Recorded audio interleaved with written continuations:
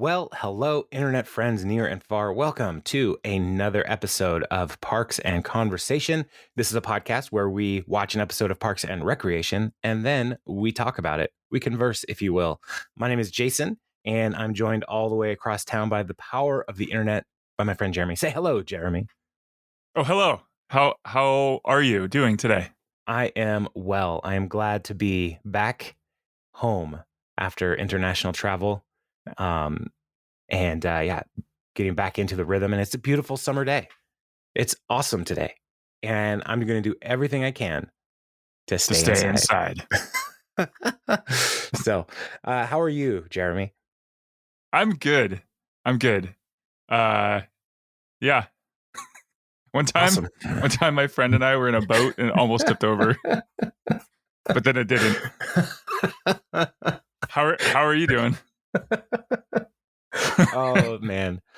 Oh, Jeremy, this show, it gets you. It gets me. I love it. It's why I'm here. like Leslie buying socks for Jerry. This show gets you. That's right. So yeah, Ben is my spirit animal. That's for sure. Yes, absolutely. Let's talk about this episode, guys. We are looking at season 5, episode 17. The title that they have given it is Partridge. The title that I'm giving this episode is Ice Clown. And Partridge, as you may know, is where Ben was elected kid president when he was 18, according to John Ralphio, and things did not go well. So we're going to see a little bit of the fallout from that 20 years later. But then we also have a story with Ron getting sued by Jeremy Jamm, and Chris and Anne having made the decision to have a baby together, trying to figure out whether or not they're compatible. It feels like they got those things backwards. So we'll see what happens. Jeremy, what do you say? We talk about the Anne and Chris story first, and then we talk about Ron's story, and then we wrap it up with Leslie and Ben. How's that sound? That sounds great. Good. I knew you would say yes because we talked about it before we hit record, but I wanted to give the listener a overview of where we're going, just so they don't feel lost and confused later. Like Andy when Tom pretends to be injured. I don't want the listener to have that kind of experience of anxiety. And so, well, it helps me too because sometimes I forget what we're doing. So that's good. Probably like Andy, like he knew what was happening before he started, and then it just got too real for him. Yeah. Yes. Exactly. My kids and I have been watching Stranger Things, and it's one of those things that I've been putting off until I felt like they were actually ready to deal with the scariness of it all. Sure. And, my son is 16. My daughter is going to be 14 in a couple months. So I was like, all right, you guys are ready. And then I watched season 4 while I was traveling. And I was like, I don't know if you guys are ready. So they're watching it now. And I warned them, like, it's very intense. And after the first episode, my daughter comes to me. She's like, Dad, you didn't tell me it was that intense. I was like, how can I be more clear? Very intense. So anyway, yeah. So let's talk about Chris and Anne. We meet them. They're in the Parks Department office in the little common area, which seems like a break room for most people. Now, why are they in the Parks Department office? This is the big question that I have, because neither Anne nor Chris actually work for the Parks Department. Chris has his own office in the building. He could do all of this there, but they're doing this in the Parks Department common area. And what are they doing? They are doing a personality assessment. And Chris, being the competitive person, is like, "Are you done? Are we done? Did we win?" and Anne's like, "You can't win at this." And Chris is like, "Well, you can win at anything. I won an organic gardening contest." And Donna is there. She's like, "Who are you competing against?" "My own taste buds." So yeah, Chris will gamify anything. That's right. Yeah. And so we get a talking head from Anne talking about how they're going to do this personality assessment. And it's this online quiz that the fertility counselor gave to them. And so they're doing the assessment, and Anne runs the numbers, and their co-parenting score is 58% compatibility. Oh. Yeah. Now, that's not good, is it? That's not good. Now, Jeremy, you're a professor at a regional college. I'm a professor at a local institution. In our grading rubric, 58% is solidly in the F plus window. Or minus. Yeah, F minus. Yeah. We call that a 0.0 in my grade book. Yeah, it's like you should have just skipped the rest of your class. And so Chris is like, "Oh, that's not amazing." Or Anne says, "That's not amazing." Chris is like, "Oh, I think it's fantastic. It's the best we could have hoped for." And then we hear Donna in the background going, "Oh, I just filled it out for fun. Chris and I are 81% compatible." and you could see the faces of Chris and Anne, like they're like, "What?" But then Jerry speaks up, like, "I couldn't resist. Anne and I got 84%." So and Anne's like, "This sucks," and Chris is just like, "Yes, we did not win." So I do love, I mean, the reason they did why they did this in the common area is to put Donna and Jerry in the story, right? Sure. And it totally pays off, but the actual reality of the situation is like, there's no reason they should do this here. So this intensely personal thing that they like are trying to figure out about whether or not they can be co-parents and be compatible. They're just doing this in a common area with a couple of goofballs listening in. So, well, we usually do like our will planning down at Third Place Books. So I don't think it's a lot different than that, down in the common or at a library, just kind of, Well, I mean, you don't want to buy the estate planning book. You can go to Third Place and just borrow it off the shelf for a little bit and then put it back. Exactly. So I totally get it. My estate planning would be really a short meeting because I don't have much of an estate. So, Step one, get a state. Yeah. Which state do I want? I like this one. I like Delaware. I'm good. Never been there, but it sounds kind of fun. Hey, look, everyone, we're in Delaware. You can buy Wayne's World 1 and 2 on iTunes for $10 right now. So, I love that I love that. Oh, that's so great. I didn't think that information. I didn't think so many people like, what are you guys even talking about right now? I didn't think the fact that I knew that would ever come up. It was I laughed so hard the first time I saw. This is so dumb, but it struck a chord with me. And all these years later, here we are. We're in Delaware. We're in Delaware. Yeah, but I was literally just scanning through iTunes because I was like, I wonder if I can buy the original series of Star Trek for cheap right now.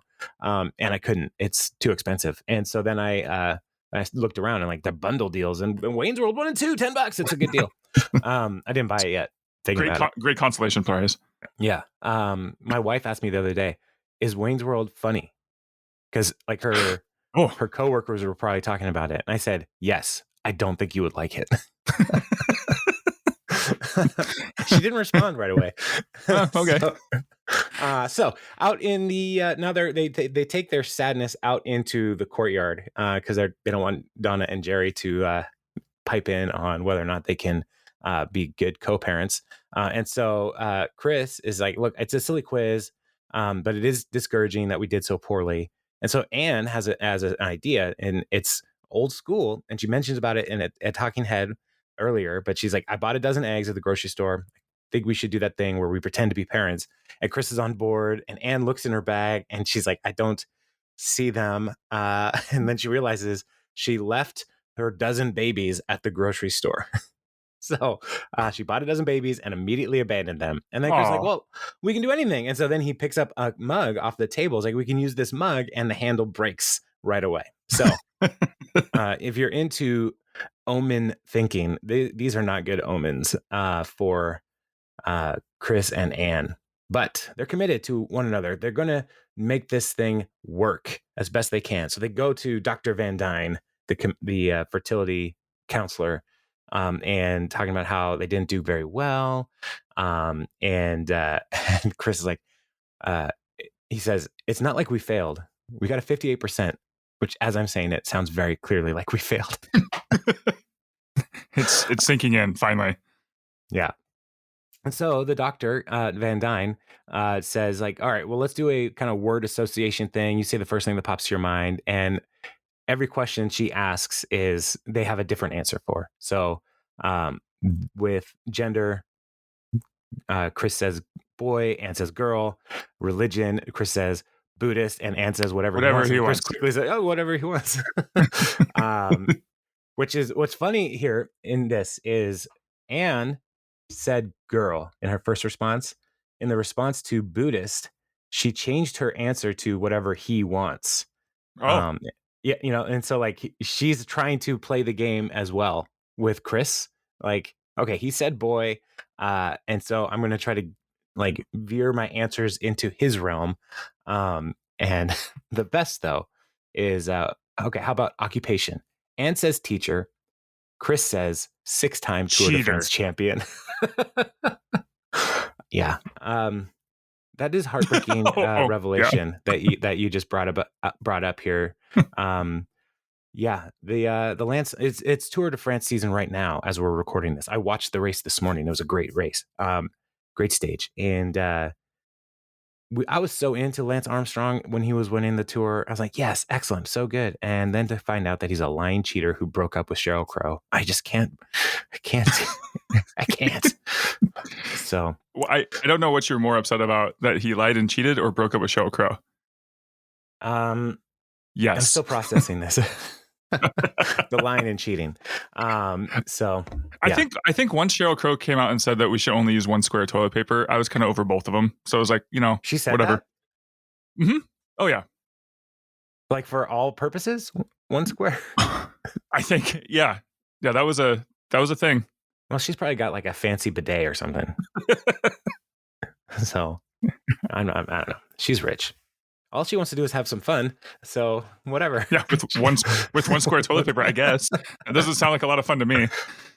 It's one square, but she has a 48 ply. So it's strong stuff. She gets it from Sweden.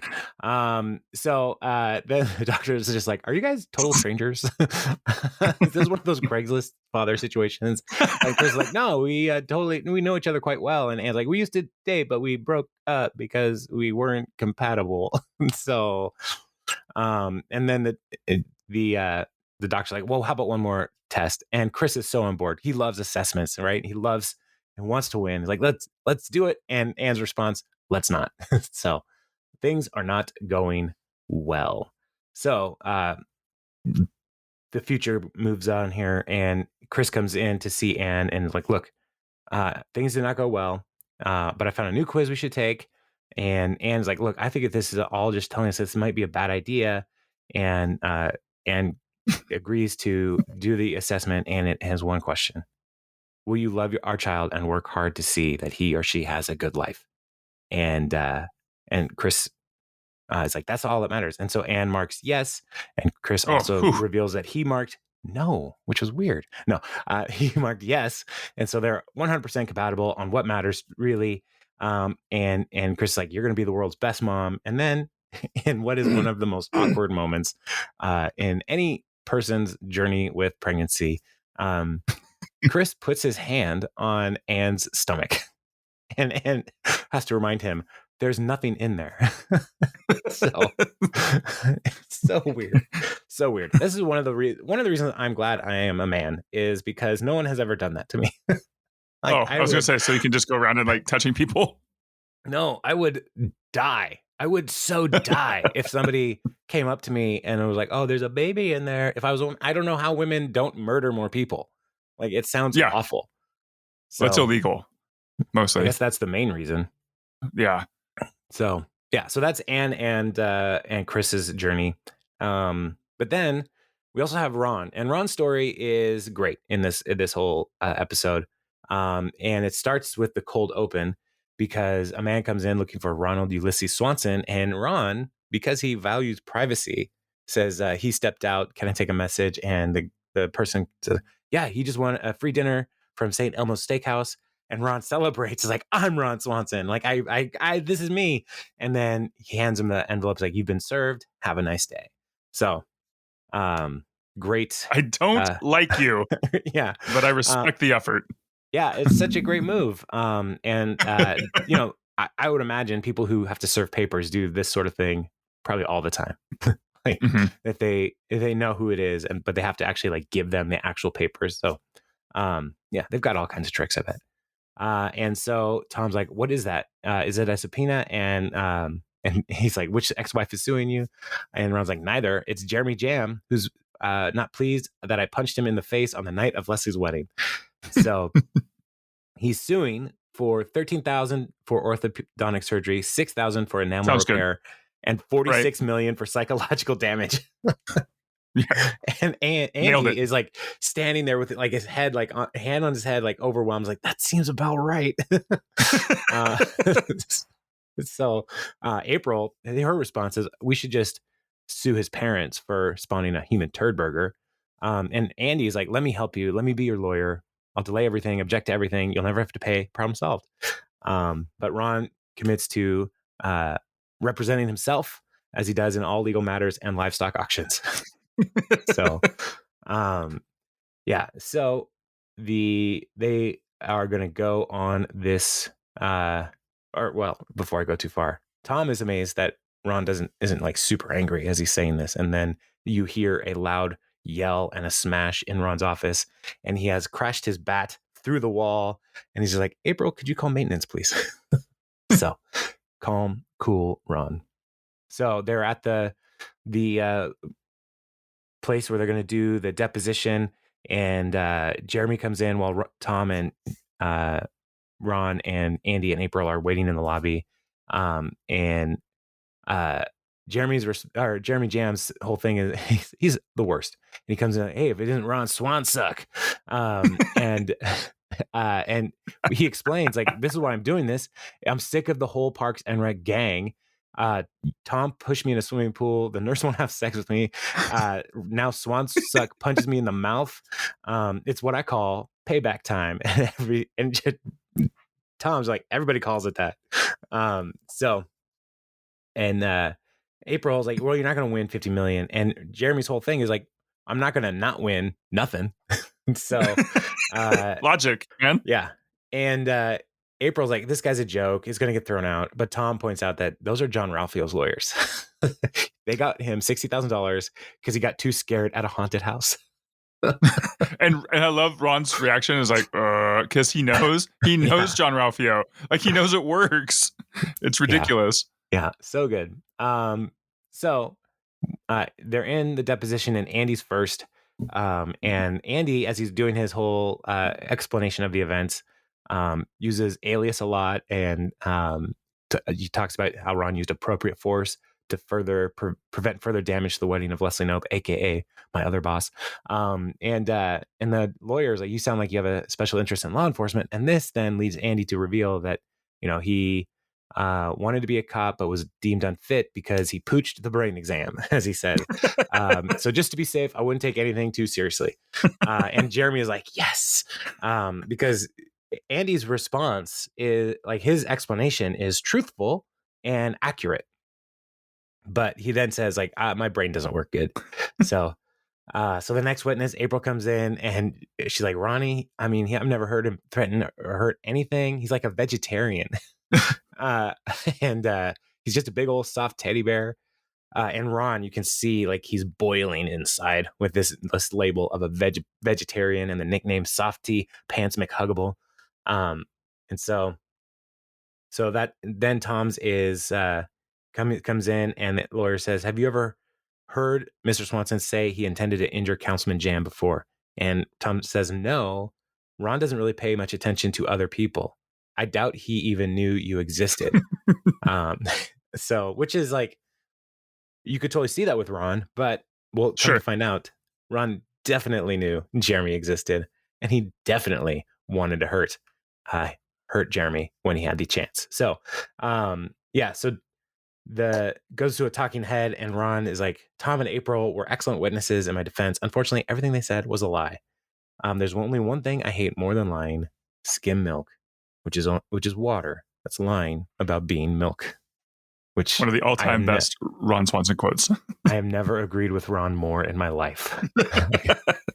My mom We went from a 2% milk family, like most Americans, I believe, Oh, it's the to worst. a skim milk Yeah. family, like overnight with no warning. No warning at all. And I'm just like pouring it in my cereal one morning as like an 11-year-old because I'm eating a healthy breakfast of Hmm. Captain Crunch with crunch berries. I mean, you got to live.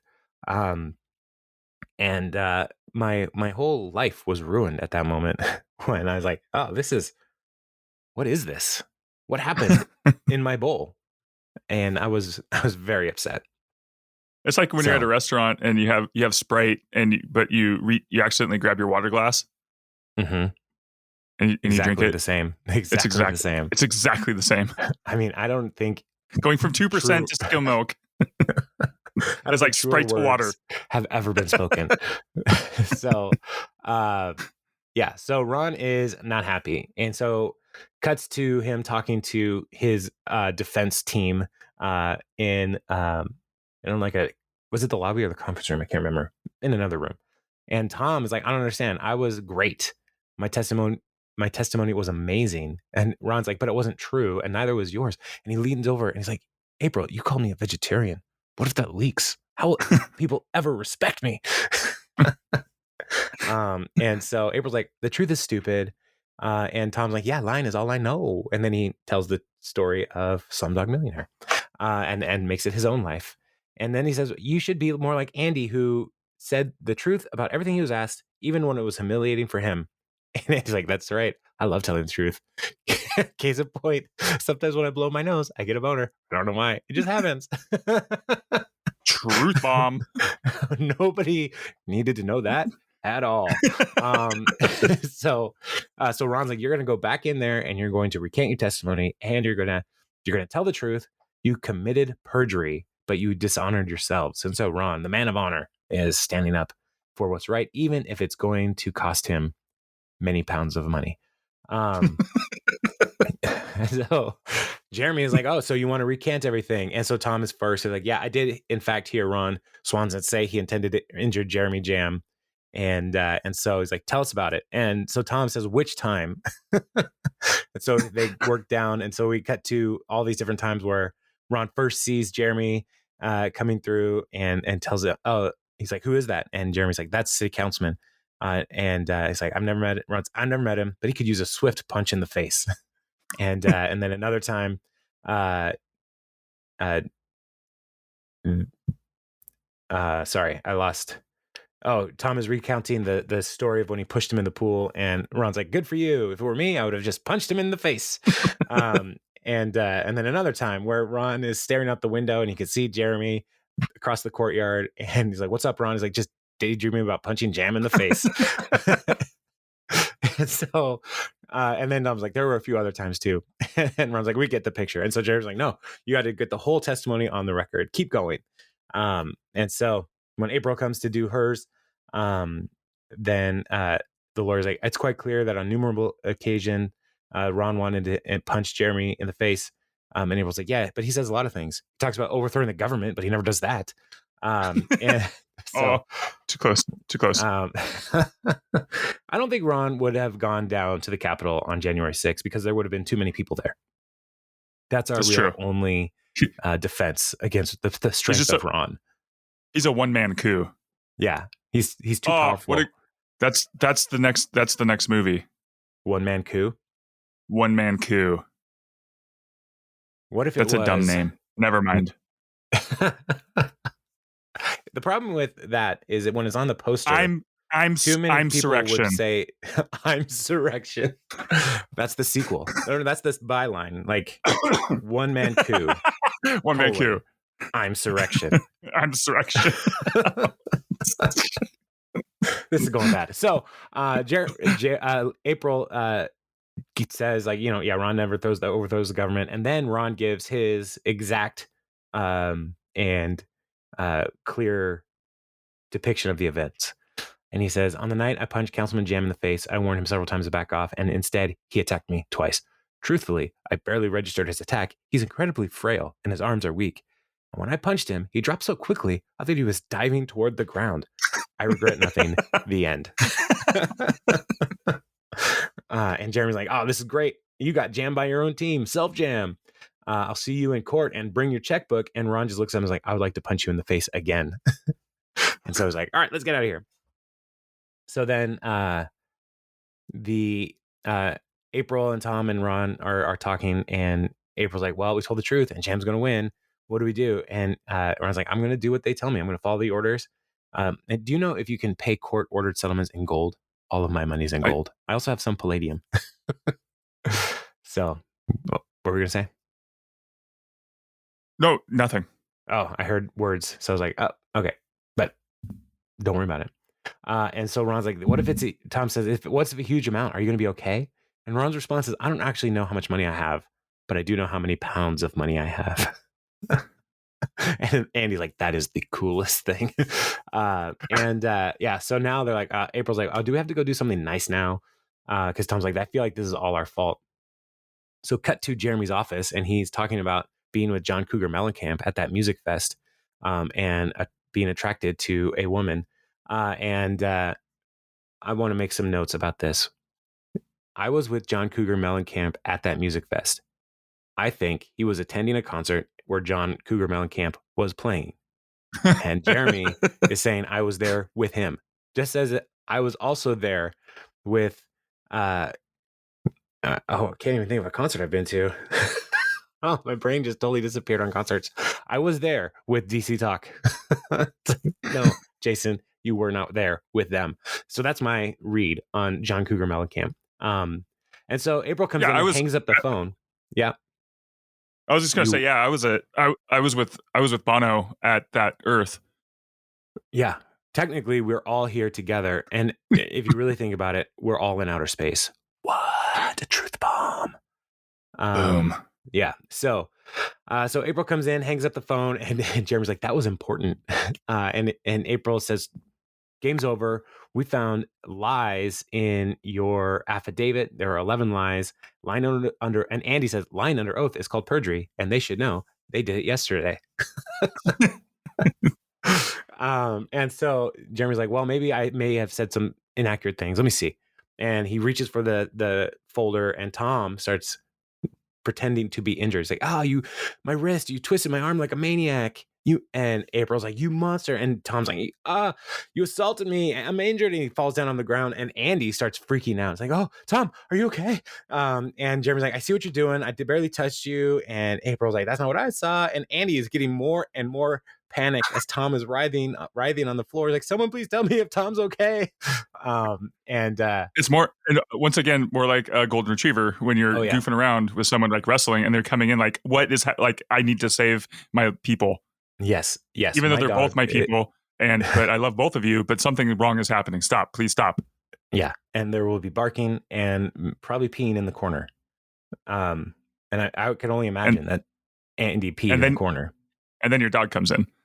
Yeah. And so Jeremy then is like, all right, shut up about the affidavit. I'll drop the suit. And then they pick up Tom and like, hurry, let's get you into surgery. And so Jeremy then calls his lawyers like, yeah, it's me. We got jammed. It's got to be Paul. Yeah, Paul the lawyer. So they got jammed, and now they're going to drop the suit. So Ron still has all his pounds of money. Oh, I don't know how much money I have, but I know how many pounds of money I have. So cool. All right. So the title of this episode is Partridge, and that's where we find Leslie and Ben as they are in Partridge, Minnesota. And come to find out, Ben has been invited to the city to receive the key to the city. And they're so excited. It's like, wow, all these things have finally come up for Ben. And Leslie points out they gave the city to every other former mayor. And she's like, but I guarantee that none of them has the cutest butt as you. And Ben's response is, and none of them caused the city's unemployment rate to hit 30%, which is a lot for one town. Like 6% unemployment is like where people are like, I don't know, things don't seem great. And 30% is a lot. So, so they are. So then Leslie explains that he, with a talking head, that when he was kid mayor, he put all the money into the sports complex called Ice Town. Town went bankrupt. And so, yeah, so they're excited about this new chapter. And so, Leslie and Ben go to his sister's house, Stephanie. And so she's trying to learn more about Ben's family and his growing up years. And she's like, all right, we're sisters, so we have to get to know each other. And so she gets out the binder to ask some questions. And Stephanie is pretty amazed that Leslie has a binder. Of course, listener, you are not amazed by binders. We see binders all the time. And so the first question she asks Stephanie is, who were Ben's high school girlfriends and what base do you think he got to? Ben's just like, What? What's happening? What's that now? So when was the last time you used a binder? A binder? Like like a binder, like a 3-ring binder for anything. I would probably say like 4 years ago. What were you doing? Teaching a class. Okay. So I had all my material in a binder because I don't have an office at the university.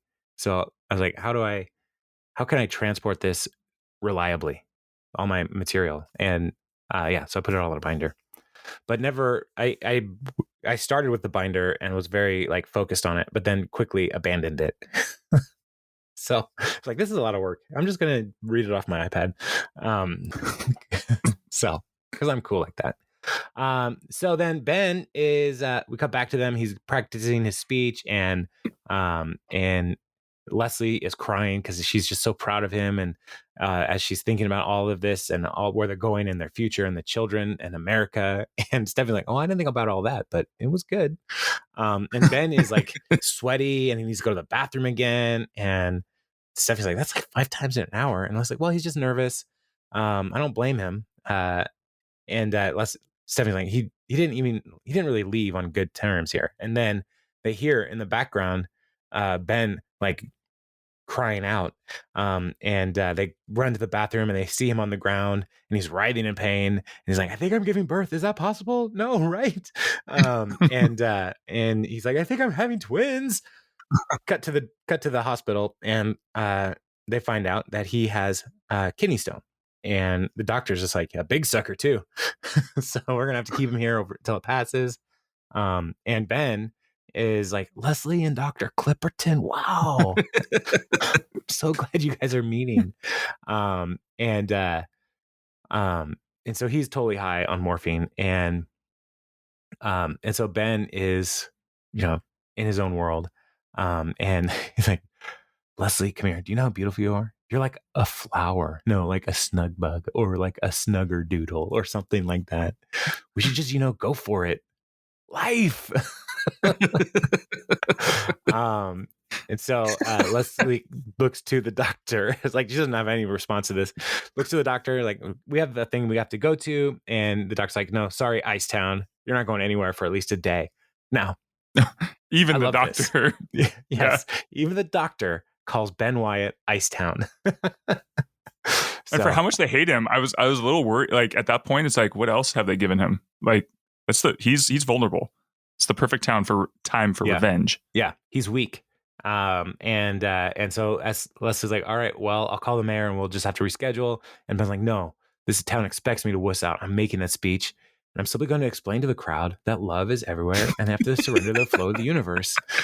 And then he's like, the price is on. Right is on, I think. And he starts getting emotional. He's like, oh, you remember staying home sick from school watching The Price is Right? We have talked about this. Oh, we love The Price is Right. I love The Price is Right. We watched it last week. We watched it on the 4th of July because that's how we roll. Yeah. I'm really proud of you. I have not watched The Price is Right for a long time. I watched it. We watched the small. It's only, come on, man. It's not at 10 o'clock. Yeah, what are you doing at 10 o'clock? Generally working. Recording a podcast. Yeah. As we're speaking, it is 10 o'clock right now. I can't watch The Price is Right and do this at the same time. And on an unrelated note, I have to go. I did see though a commercial for The Price is Right, like talking about hey, new episodes or whatever, and they still have them all in like tiny booths of isolation. They And do. I was sad by that. Like, when are we going to get back to pre-pandemic prices right? That's Right. when I know Yeah. we've recovered. When all these strangers are in the room together making their customized shirts about like kissing Drew Carey, and how Bob Barker was How far they better. traveled to get there. Yeah. And Yeah. spay neuter your pets. Like how positive they are. They have COVID. So that's when I'll know we're better. One COVID Drew. Yeah, I would like to get 48 COVIDs. So Leslie tells Mayor Stice that Ben is sick, and the mayor is played by none other than J.K. Simmons, who is a national treasure. Anything Absolutely. he's in is automatically better. He's so great. Yeah, if you don't mind a lot of cussing, Whiplash is a fantastic movie. That is a Like good movie. it is not a family friendly movie, but it is so good in my opinion. I watched that movie coming home from an international flight. On an international flight, I was very tired, and it was such a good movie. I stayed up for the whole thing. I was like, I gotta see if this wins. Does he ever actually land on the beat? So, Are you ahead or are you dragging? This is my band, and no one drags in my band.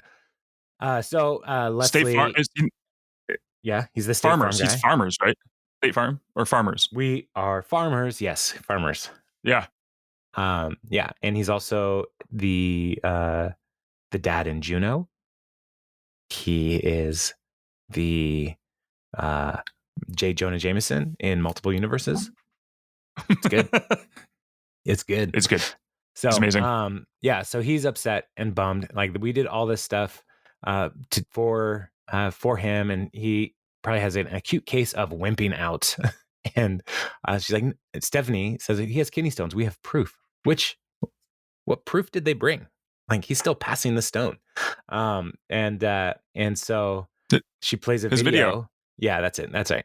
He plays a video for him in the hospital, and he's saying, I never gave Miles Davis proper shrift. Like, I just didn't get into it. And so so the mayor is upset, and Ben calls, and Leslie, do you want me to come back? He's like, nah, I'm goody. You do your thing, baby Smurf. And so Leslie's like, yeah, it seems like everybody's here. They're having fun, and the town mascot is here, and Ben's like, Fred the sled. They only bring him out for special occasions. He's like an NHL like third tier mascot. Like, it's so so terrible. This so is bad. He is. He's Partridge's Lil Sebastian. No one cares outside of Partridge, right? No one cares about Lil Sebastian outside of Pawnee. And so now we see Ben has this thing that he's like, no, this is important. It's Fred the sled. The universe is love. And Leslie's response to him is, just stay away from sharp things. Good advice. Good advice. So cut to the event, and the mayor is talking about he's doing his speech. He's like, but now 20 years later, so he's finally healed from the festering wound of Icetown. And just the way JK delivers it is just, he's so on point with this delivery. Yeah. And so today, much disdain. We put those horrible, painful memories behind us as we welcome back the mayor who made all of that possible, Ben Wyatt. And he's disappointed because Ben's not there, but he lowers a banner that says, welcome home, Ice Clown. And Leslie's like, oh, that's a typo. That is a major typo. That says Ice Clown. And then she realized, oh, this is not a typo. And then somebody in the crowd looks at Stephanie. It's like, hey, aren't you his sister? And she runs away. Good luck, Leslie. And so then the mayor's like, well, here to accept the key for the city of Partridge because Ben Wyatt is conveniently ill. His wife, Leslie Nope. And she opens the case and water comes out. And the mayor says, it was made, the key was made of ice. And much like the hopes and dreams of the people of Partridge, it melted away. And then he cuts to it, like puts his hand over the microphone. Again, this would all be way more satisfying if Ben was here. So Leslie gets up and like, I want to point out that we drove all the way here from Pawnee, which is a city with some class, by the way. And if she tries to give a defense to Leslie or to Ben, and Ben's watching from the hospital room. He's like, "Hi, Leslie," and Leslie's like, "We were hoping that you would finally be able to forgive him." And the mayor's like, "If it's so important, then where is he?" And he's in the hospital. He's got a calcified rock lodged in his penis.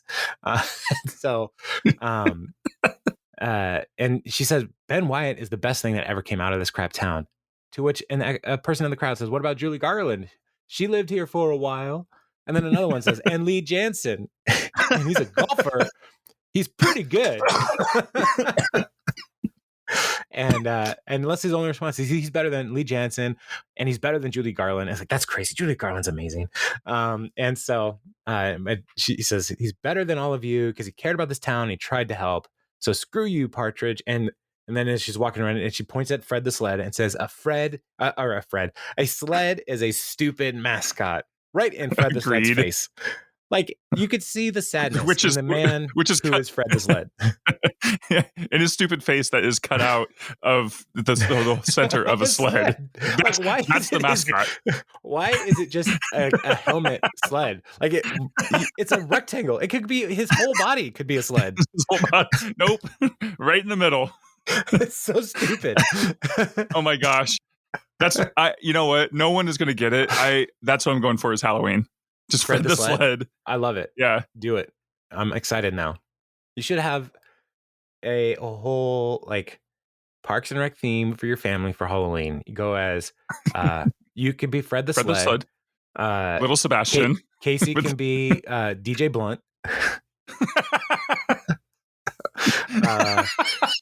Carrie can be Jeremy Jamm. Love it. I don't think she would like it, but she can be. Oh, and then who can Emma be? Donna. Donna? Oh. No? All right. We'll think about it. We'll think about it. We'll think about it. Yeah, maybe Jane Calazamo. I don't think that's a good idea. Okay. Yeah, somebody's got to be John Ralphio, now that I think about it. It's a lot of hair. It is a lot of hair. Well, anyway, we'll workshop it. Halloween's next week or something, so don't worry about it. For some people listening to this, Halloween will be next week. If you think about that, the universe is love. So Leslie's back at the hospital, and she's like, "I'm glad you're feeling better." They're in the parking lot, and they're leaving, and he's like, "Yeah." He's taking a pill. He's like, "You got about 20 minutes before I get all loopy again." And then he's like, "Let me see the key." And Leslie's like, "Oh, they took it back. They wanted to get it engraved." And then he's like, "Oh, I see. This is a setup, wasn't it?" And he's like, "They're just going to make fun of me." And Leslie's like, "Yes." And he's like, "Icetown was a debacle. They'll never get over it." And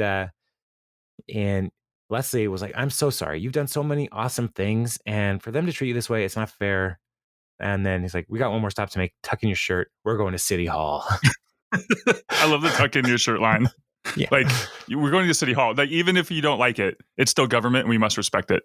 Yeah. Tuck in your shirt. We're going to City Hall. And so they're in the mayor's office and Leslie says, "Let me apologize to you." That'd be a ridiculous line just like in an action movie, right? Like, yeah. To just be a ridiculous line if you're in the middle, like Vin Diesel turns to,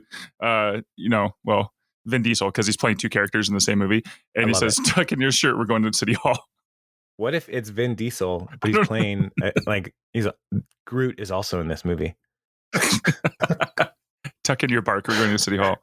Oh wow, that's terrible. I don't know. That sounds awful. So Leslie and Ben are in the mayor's office, and she's apologizing. And she's like, "We had no right to disparage your town." And you could see Ben is not all there, because his morphine or whatever pill he's on is starting to take effect, and then the mayor says, "Well, I'm sorry. I've been having some bad publicity, and it's just really easy to score points by bashing Wyatt."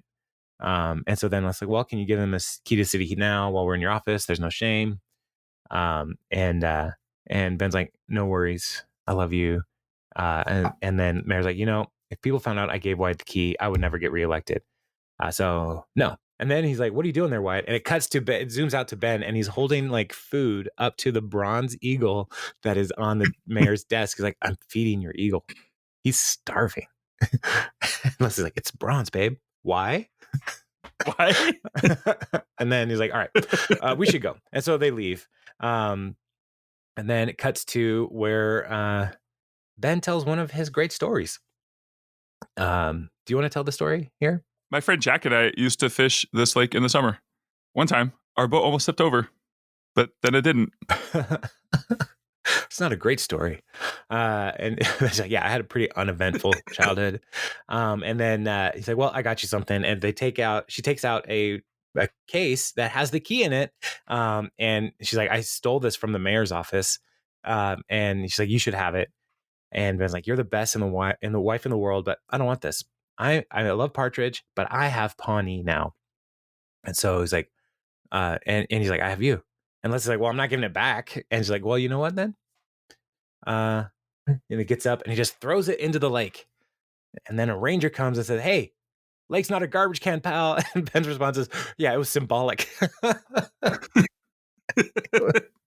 That's what I'm gonna. If I ever get caught littering, which I don't litter, but ever I do, I'm just gonna say, if I ever, it was symbolic. And then the ranger's like, "Hey, is that Ben Wyatt? Get out of here, Icetown!" And they run away. And that's the end of the episode.